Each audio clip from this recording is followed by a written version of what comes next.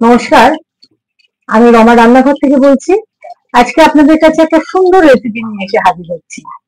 এটা পূর্ব বাংলার একটা ভালো অনেকই রান্না, খুব সুস্বাদু রান্না।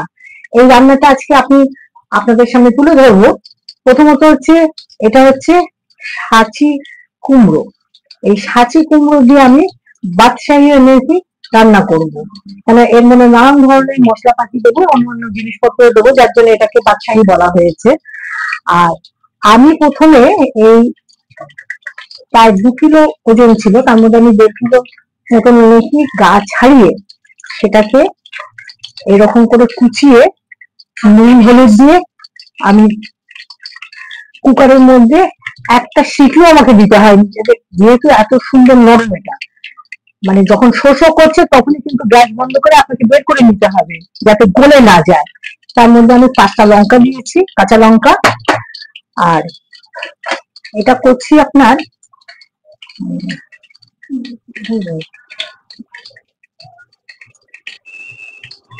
এটা হচ্ছে আপনার আর মাছ।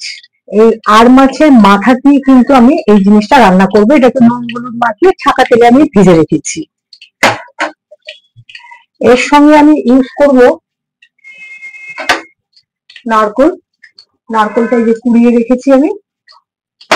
তার সঙ্গে আমি চেরি টমেটো ইউজ করব, আর কাজু কিশমিশ এবং আমন্ড রয়েছে, এটা আমি এর মধ্যে দেব। গরম মশলা আমি দেব। আর চিনির বদলে আমি এখানে ব্যবহার করব লিচুর মধু।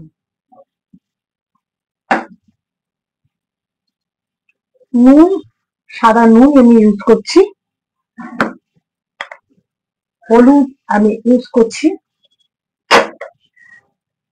এবার তাহলে রান্নাটা শুরু করা যাক। আমি গ্যাসটাকে ধরিয়ে তেল পরিমাণ মতন দিয়ে তার মধ্যে 3টে তেজপাতা, 2টো শুকনো লঙ্কা আর সাদা জিরে আমি ফোড়ন দিয়েছি। এবার তেল গরম হয়ে গেছে, আমি আপনাদের সামনে এটা এখন ঢেলে দিচ্ছি।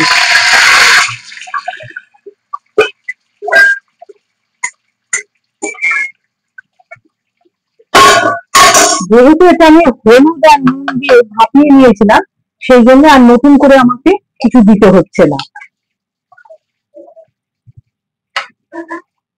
এর মধ্যে আমি মাথাগুলো আমি ছেড়ে দিচ্ছি।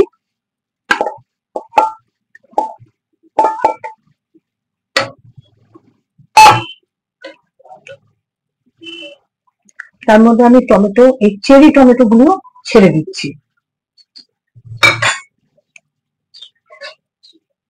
এই যে নারকোল যেটা কুড়িয়ে রেখেছি হাফ মালা ছোট, সেটা পুরোটাই আমি এর মধ্যে ঢেলে দিচ্ছি।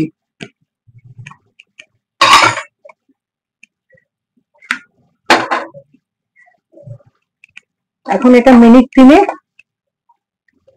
একটু নাড়াচাড়া করে আমি এটাকে একটু জলটাকে শুকোতে দিচ্ছি। আমি কিন্তু এক ফোঁটাও এর মধ্যে জল দিয়ে কিন্তু আমি ভাপাইনি। ও সাঁচি কুমড়োর নিজের থেকেই ওর গায়ের থেকে জল বেরিয়ে গেছে, যেহেতু নুনটা দিয়ে আমি মাখিয়ে রেখেছিলাম। এই জিনিসটা বেশি গলে গেলে 3 মিনিটের মতন আমি এটা রাখছি।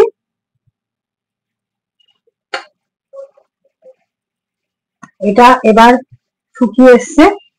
আমি এটাকে গ্যাস বন্ধ করে দিয়ে এর মধ্যে একটু গরম মশলা দিয়ে দিচ্ছি।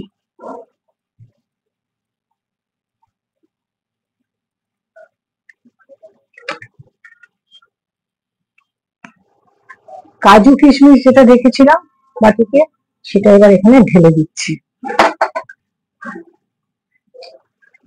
এই যে লিচু মধু, এটার আমি দিচ্ছি 2 চামচ। আপনারা ইচ্ছে করলে চিনি ব্যবহার করতে পারেন, তবে চিনিটা তো সবাই অনেকে করে। আমি এই রান্নাটার মধ্যে নতুনত্ব আনার জন্য, যার জন্যই বাদশাহী নাম দিয়েছি, এই জন্য এটার মধ্যে আমি 2 চামচ সেটা ইউজ করলাম। রান্নাটা আমার কমপ্লিট হয়ে গেছে। আজকের মতন এখানেই রান্নাটা আমি শেষ করছি বন্ধুরা। আপনারা খেয়ে দেখবেন কিরকম হয়েছে, কমেন্টে আমাকে জানাবেন। আর লাইক করবেন, শেয়ারও করবেন, সাবস্ক্রাইব করে দেবেন। আজকের মতন এখানে আমি আপনাদের কাছে বিদায় নিচ্ছি। এর পরবর্তী রান্না আমি আবার নিয়ে আসবো। শেষ। এর মধ্যে পাত্রটা ঢেলে নিই।